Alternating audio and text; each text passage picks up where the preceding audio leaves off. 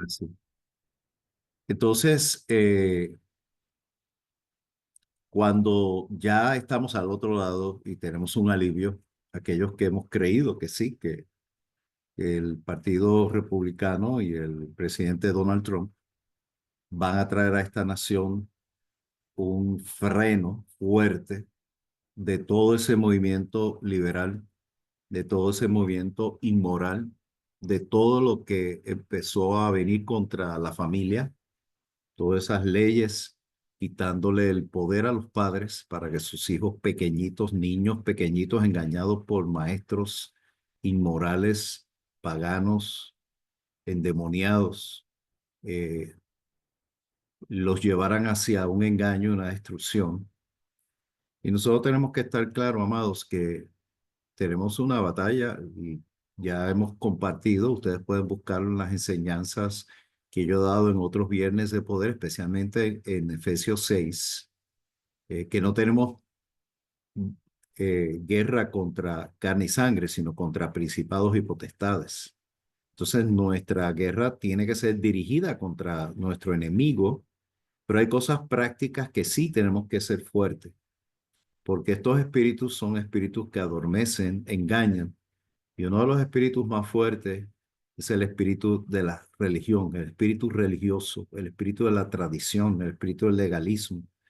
Entonces, hay un movimiento que piensa que nosotros no debemos estar metidos en la política, no debemos estar ahí apasionados por un candidato, etcétera, cosa que fue lo que en la eh, época medieval la Iglesia Católica, que controlaba y dominaba en aquel tiempo con todo su engaño, creó como esa conciencia donde distanciaba al ser humano de la soberanía de Dios. Y la iglesia se convirtió en el instrumento que controlaba la sociedad, controlaba al ser humano, se aliaba con los reyes y traían a un pueblo a la ignorancia, que era un pueblo explotado por los que tenían el poder, hasta que el Señor iluminó a un Lutero que descubrió en el libro de Romanos la verdad. Y ahí comenzó un movimiento tan fuerte que cambió la historia del mundo y fueron los movimientos misioneros y los movimientos de progreso y de crecimiento y desarrollo de la iglesia. Entonces, los que vinieron aquí a Estados Unidos, ya con esa experiencia de esa mentalidad eh, donde el pueblo es ignorante y es apagado y es dominado y es neutralizado, ellos vinieron con un espíritu de ser proactivos y establecer y levantar una nación que tuviese todas las condiciones para evitar ese tipo de controles de las tinieblas.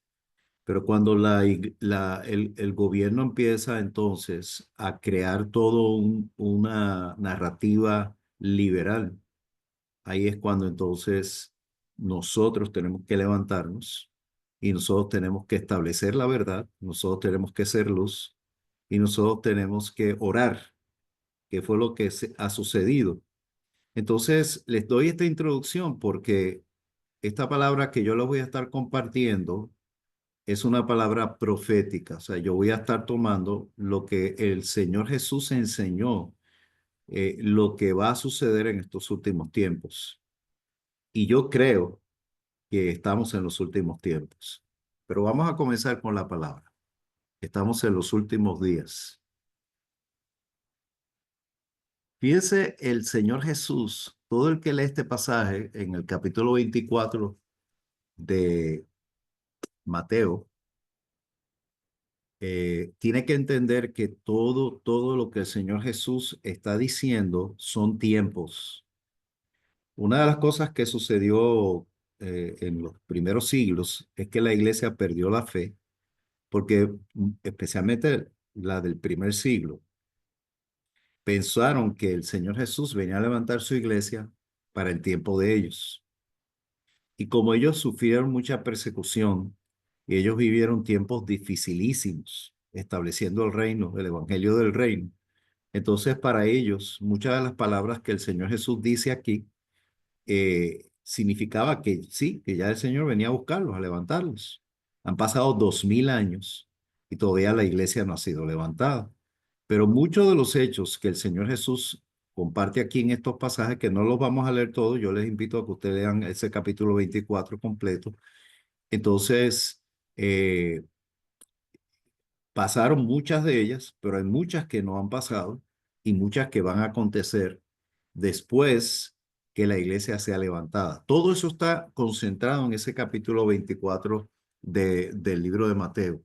Pero miren qué interesante. Comienza todo con este relato. Jesús salió del templo y ya se iba cuando sus discípulos se acercaron para mostrarle los edificios del templo. Recuerden que para el judío el templo era lo más grande y el templo era el lugar donde supuestamente habitaba Dios.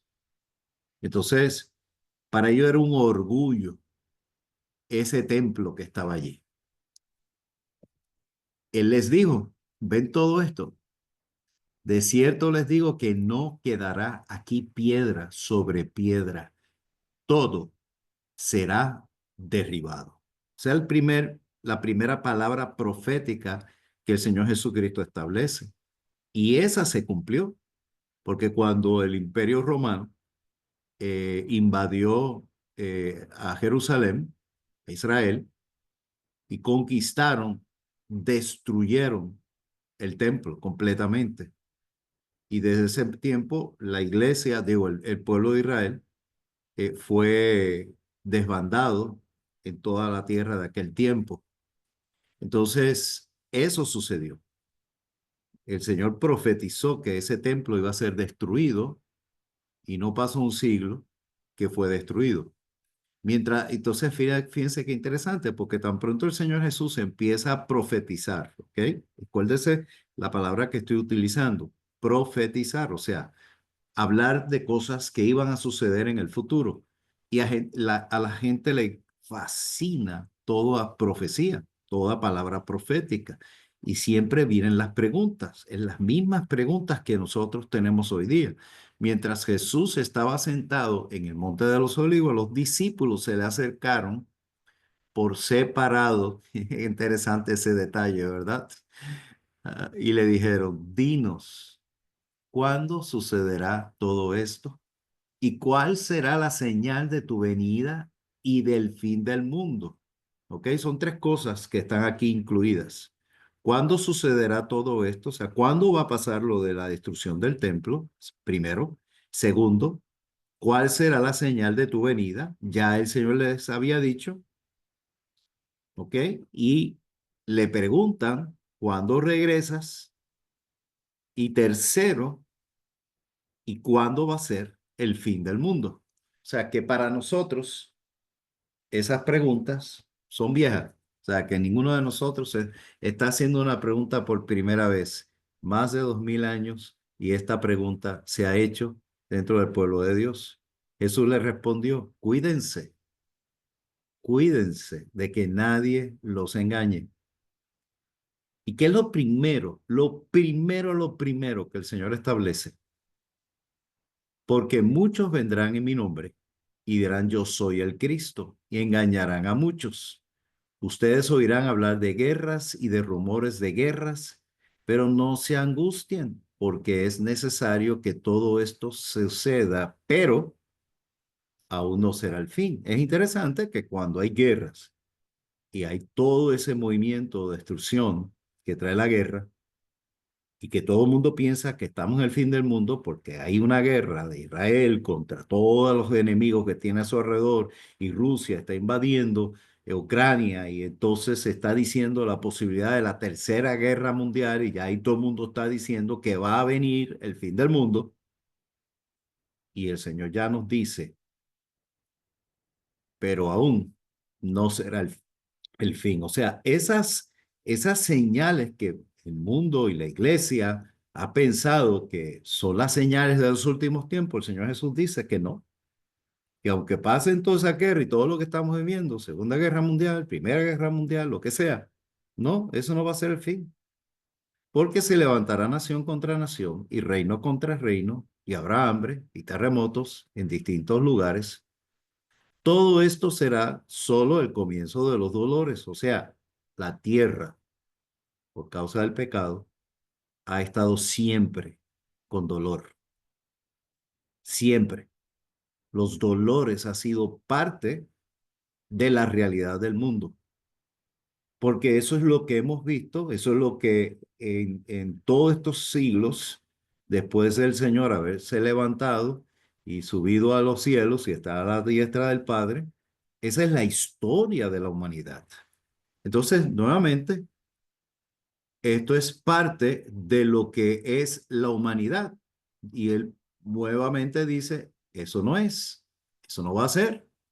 Entonces, él introduce un tema que para muchos definitivamente es un tema controversial, porque hay quienes piensan diferente, pero yo les voy a decir lo que nosotros creemos y lo que es la teología de CN.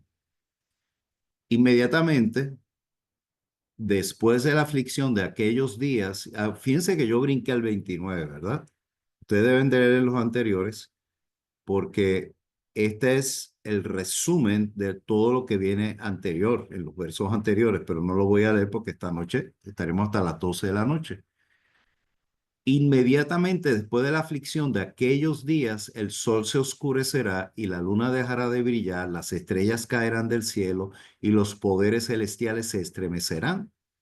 Entonces aparecerá en el cielo la señal del Hijo del Hombre, y todas las tribus de la tierra se lamentarán y verán al Hijo del Hombre venir sobre las nubes del cielo con gran poder y gloria.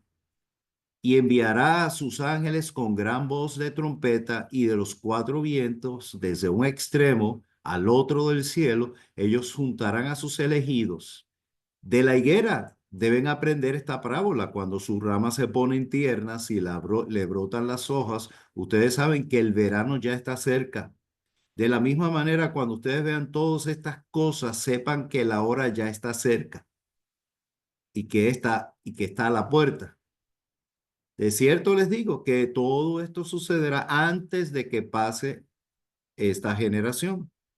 El cielo y la tierra pasarán, pero mis palabras no pasarán. Y estos versos han creado tanta y tanta controversia. Pero cuando nosotros estudiamos la palabra en su totalidad, con todos los libros de Tesalonicenses y Apocalipsis y Daniel y todos los libros proféticos en el Antiguo Testamento, nosotros sabemos que hay diferentes tiempos.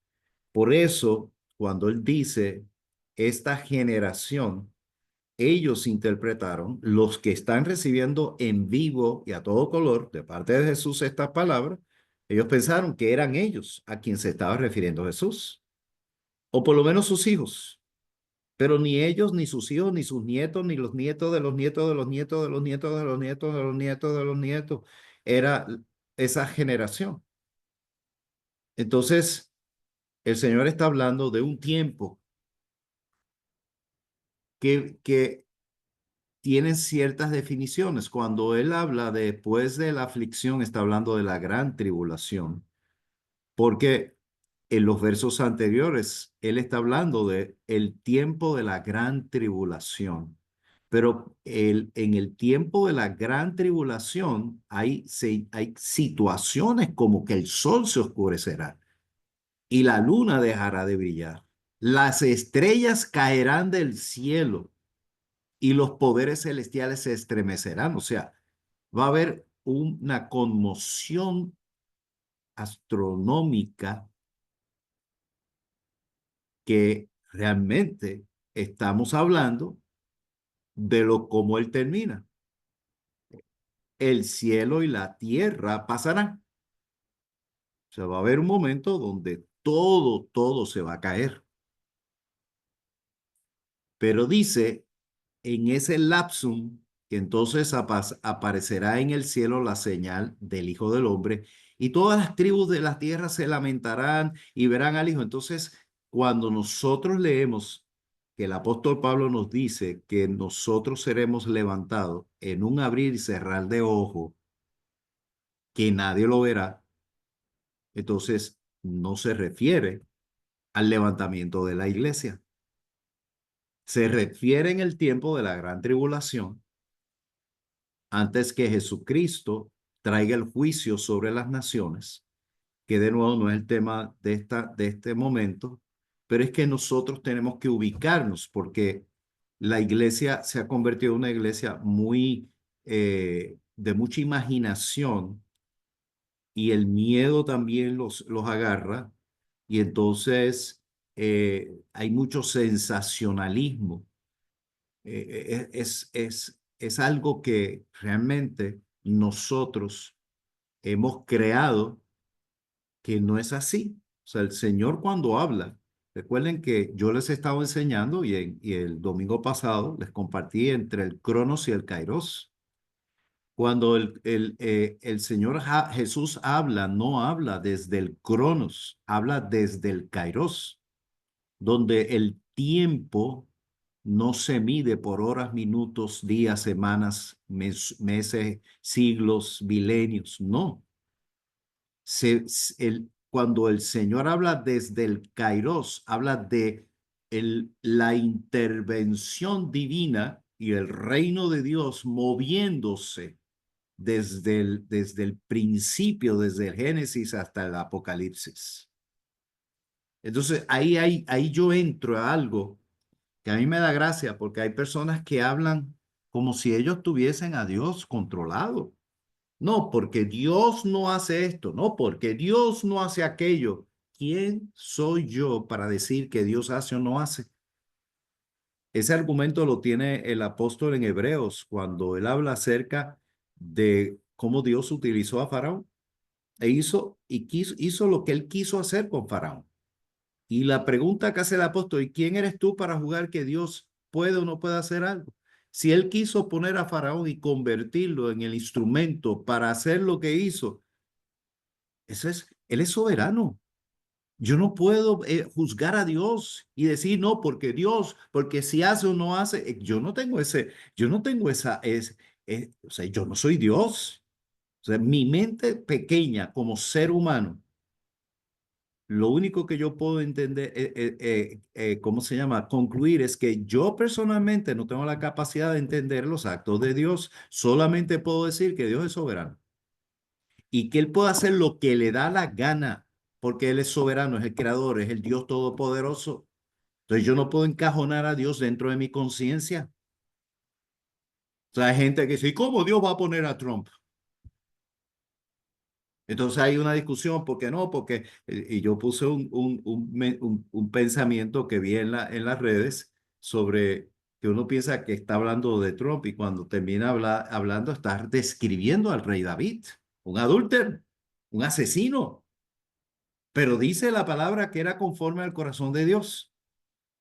Entonces yo no entiendo, pero ¿qué lo hacía conforme al corazón de Dios? Que el reino tenía que ser conforme a la voluntad de Dios. Y él, si él hizo algo, y siempre hay un dicho en los reyes de Israel, y lo hacía conforme a los caminos de David y al conforme al corazón de Dios, porque sacó los lugares altos, destruyó los lugares de los sacrificios que estaban haciendo a los dioses. O sea, el rey que estaba, que no era perfecto, que era pecador, que definitivamente falló, pero algo estaba bien claro. Toda abominación pagana, demoníaca, la sacaban del pueblo.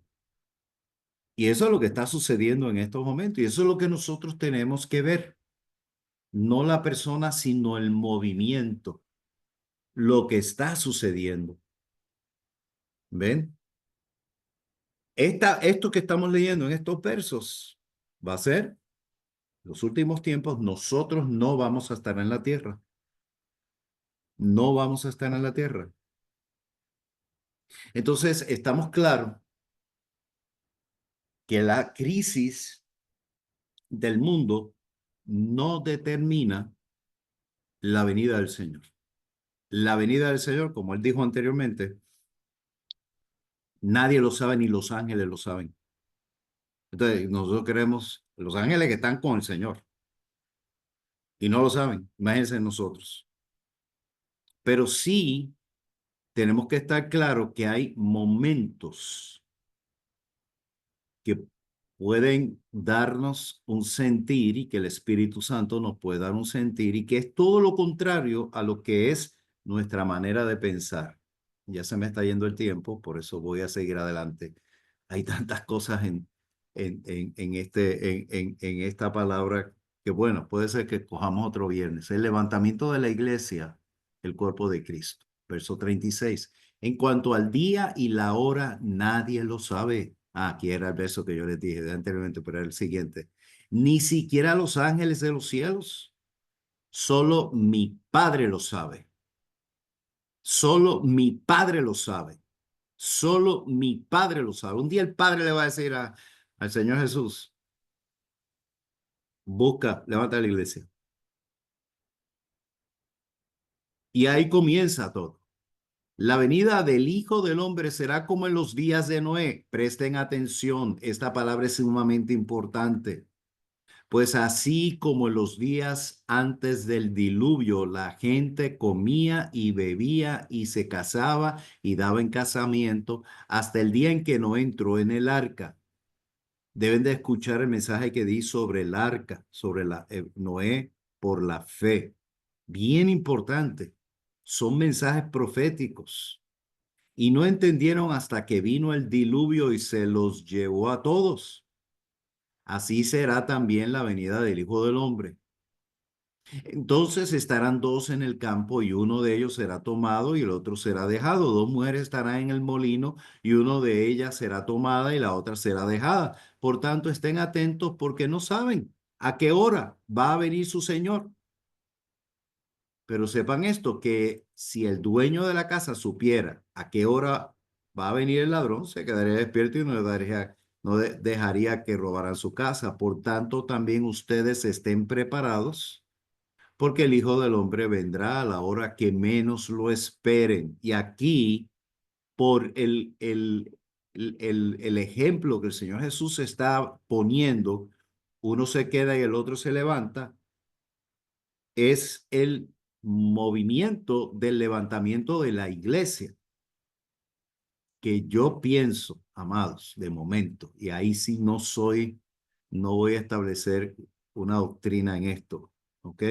Pero pienso que el 50% cuando Jesús venga, va a levantar el 50% de la población del mundo, del gran avivamiento que viene. Porque uno se queda y el otro se va, uno se queda y el otro se va, uno se queda y el otro se va. Si él hubiera dicho, de un grupo se irán 10 o se irán 5, en una fiesta se irán 5 y se quedará todo el mundo ahí fiestando y desaparecerán 5, entonces ahí sí, pero el hecho que él haya dicho uno y uno es el 50%. Y este eh, pasaje es importante. ¿Quién es el siervo fiel y prudente, el cual el Señor deja encargado de su casa para que los alimente a su tiempo? Bien por el siervo que cuando su Señor venga lo encuentre haciendo así. De cierto les digo que lo pondrá a cargo de todos sus bienes. Pero si aquel siervo malo dice en su corazón, mi señor tarda en venir, y comienza a golpear sus consiervos y a un comer y a beber con los borrachos, el señor de aquel siervo vendrá en el día menos pensado y a una hora que nadie sabe, y lo castigará duramente y le hará correr la misma suerte de los hipócritas. Allí habrá llanto y rechinar de dientes. Y esto está hablando del liderazgo que tenemos hoy día en las iglesias, sin juzgar, por favor. Pero sí hay una responsabilidad que el Señor ha puesto en el liderazgo de la iglesia, que tiene que cuidar a las ovejas con amor, con delicadeza, con sacrificio, con entrega. Recuerden que no todo el que dice Señor, Señor entrará al reino de los cielos, y recuerden que el Señor, eché en tu nombre demonios y en tu nombre hice esto y dice, no te conozco. O sea, vivimos en el momento del protagonismo y la gente sigue protagonistas estrellas, en vez de seguir a Jesucristo. Mi labor como pastor es mover a la iglesia al Señor, es hacer que la iglesia se enamore del Señor, no que se enamore de mí. Yo no le puedo robar la iglesia al Señor. Y hoy día hay muchos líderes que explotan al pueblo de Dios, que le sacan al pueblo de Dios, porque el pueblo del Señor se deja eh, engañar y atraer por el brillo y la habilidad de ciertos líderes que vivimos. Pero bueno, ustedes juzguen. Ahora, quiero terminar con eh, Primera Tesalonicenses 5, 1 al 10. Aquí es bien específico y este es el punto que quiero dejarles a ustedes para que piensen en cuanto a los tiempos y las ocasiones. No hace falta, hermanos míos, que yo les escriba. Ustedes saben perfectamente que el día del Señor llegará como ladrón en la noche. De repente, cuando la gente diga, y estas son las palabras importantes que yo estoy constantemente diciendo, paz y seguridad, les sobrevendrá la destrucción, como le llega a la mujer encinta los dolores y no escaparán. Pero ustedes, hermanos, no viven en tinieblas como para que ese día los sorprenda como un ladrón, sino que todos ustedes son hijos de la luz e hijos del día. No somos de la noche ni de la oscuridad. Así que no durmamos como los demás, sino mantengámonos atentos y sobrios. Los que duermen de noche duermen, los que se embriagan de noche se embriagan. Pero nosotros los que somos del día debemos ser sobrios, ya que nos hemos revestido de la coraza de la fe y del amor y tenemos como casco la esperanza de la salvación. Dios no nos ha puesto para sufrir el castigo, sino para alcanzar la salvación por medio de nuestro Señor Jesucristo, quien murió por nosotros para que dormidos, despiertos o dormidos, vivamos unidos a Él. Dios no nos ha puesto para sufrir el castigo, o sea, lo que el Señor Jesús dijo, ese sufrimiento de la gran tribulación. Pero lo interesante es que el apóstol Pablo establece algo que el Señor Jesús estableció, como en los días de Noé, mientras Noé preparó el arca, que fue el instrumento de salvación para su familia. La gente estaba viviendo la fiesta y disfrutando de la vida. Aquí dice el apóstol Pablo que cuando hay paz y seguridad, entonces es que el Señor viene. No cuando hay guerra, no cuando hay destrucción. Y esta es mi palabra profética. Ahora con este nuevo gobierno y con todo lo que está aconteciendo, va a venir un tiempo de paz y de seguridad. Va a venir un tiempo de mucha prosperidad. Va a venir un tiempo donde la iglesia, cuando entra en tiempo de tranquilidad, de paz, se encierra en sus templos y se duerme. Se duerme. Esa es la historia de la iglesia. Porque cuando hay tribulación y hay persecución y todo eso, la iglesia rápido está en oración y todo el mundo está buscando al Señor y clamando al Señor y ay Señor, porque buscan del Señor un refugio. Pero cuando hay paz y seguridad, es cuando la iglesia más tiene que estar en luz, despierto, activo, proactivo, trabajando, ganando vidas. Por eso creo que en este tiempo de paz y seguridad viene un avivamiento para la iglesia y CN va a entrar en ese avivamiento y va a entrar en esa bendición, en esa prosperidad, porque el Señor va a darnos los recursos para ganar almas, vidas, disipularlos, prepararlos para el día que el Señor nos levante. Una vez nos levante a nosotros, dice Pablo a los tesalonicenses, en este mismo libro, que una vez la iglesia sea levantada y el Espíritu Santo se vaya, entonces el inicuo,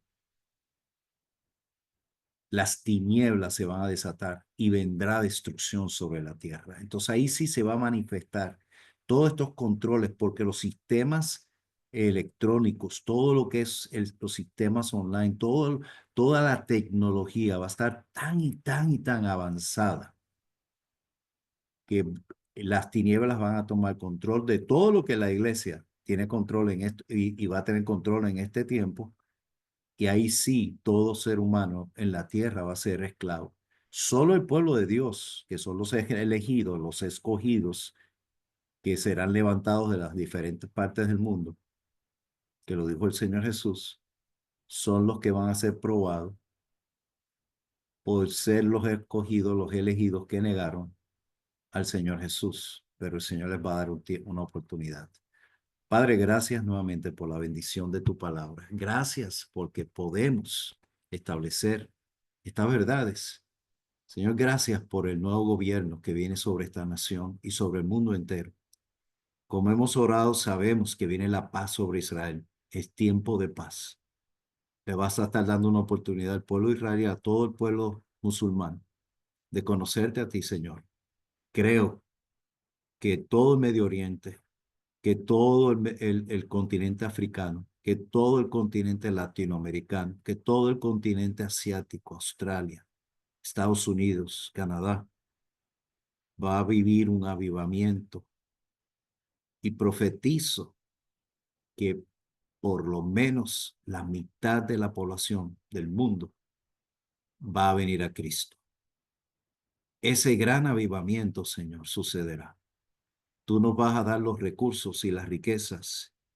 El espíritu recurso principal nos va a mover con denuedo y con poder, con manifestación. Como te oraba esta mañana, Señor.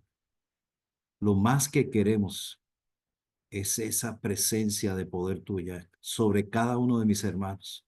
Aquí no estamos los dormidos, aquí estamos los despiertos. Aquí no estamos los ebrios, sino los sobrios en el espíritu. Aquí estamos para servirte, Señor.